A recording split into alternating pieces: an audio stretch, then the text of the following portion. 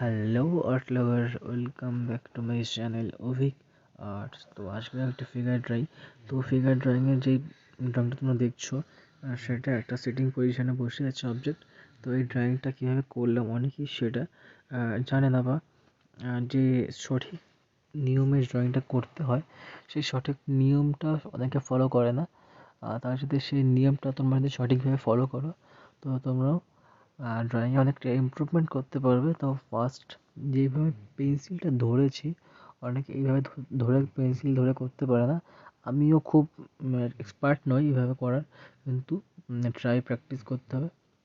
তো যারা যারা এইভাবে পেন্সিল ধরে কাজ করো না, তো তাদের বলবো তারা এইভাবে ধরে করার চেষ্টা করো।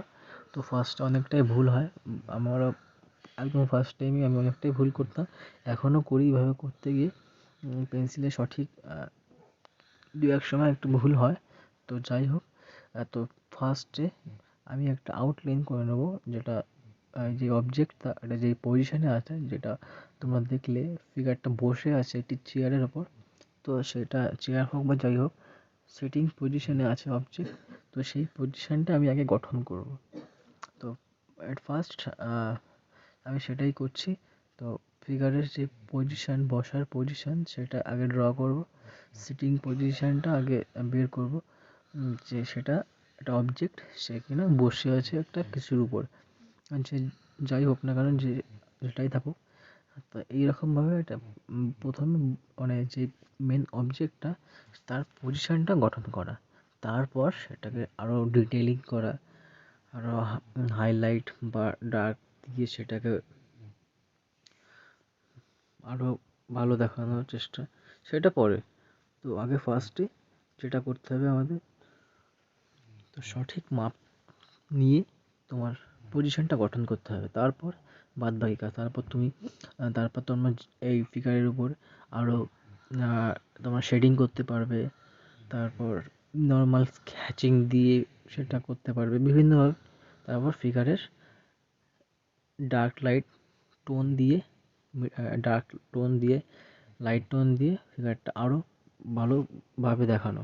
তো সেটা পরের বিষয়। তো ফার্স্টে পজিশনটাকে বের করা, পজিশন আর মাপ, সঠিক যে ফিগারের মাপটা, সেটা অনেক সময় আমরা ভুল করি।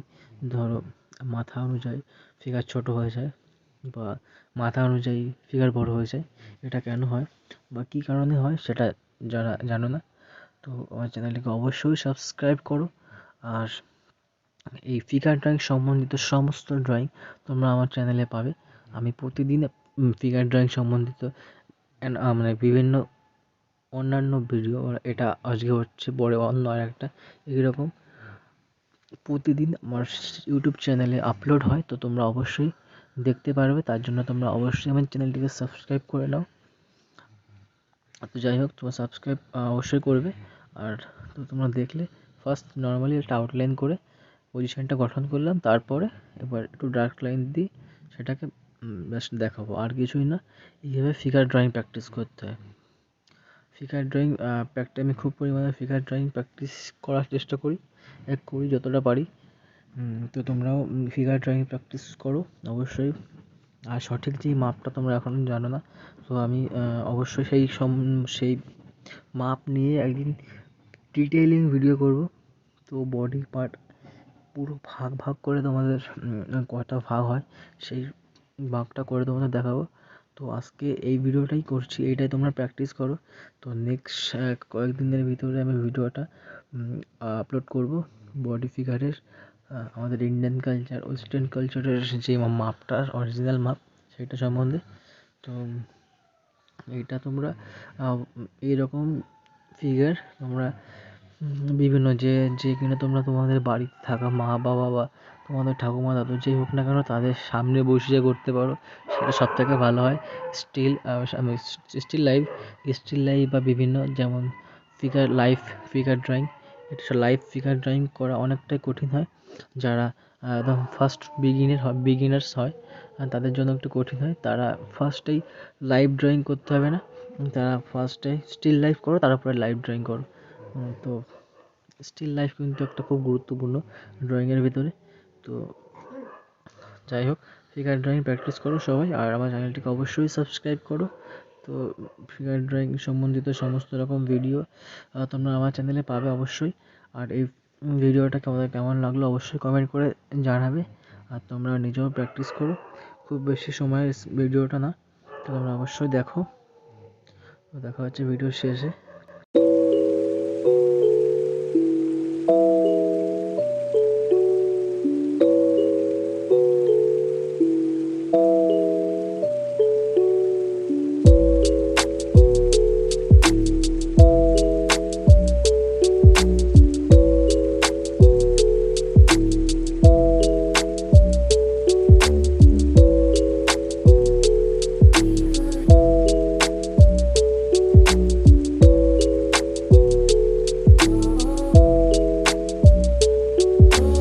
It helps the speaker lead his audience into the scene he described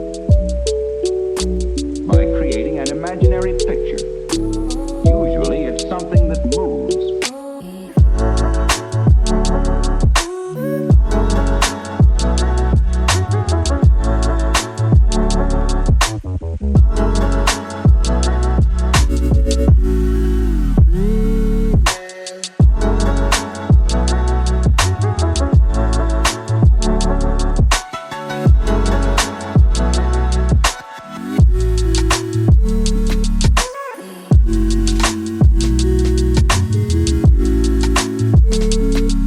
Calico.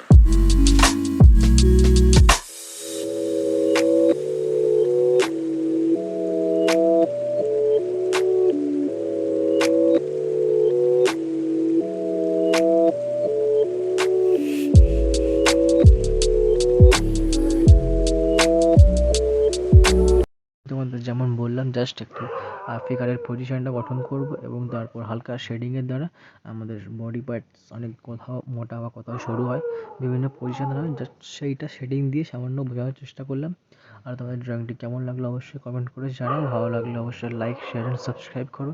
তো দেখা হচ্ছে নেক্সট ভিডিওতে, ততক্ষণের জন্য গুড বাই।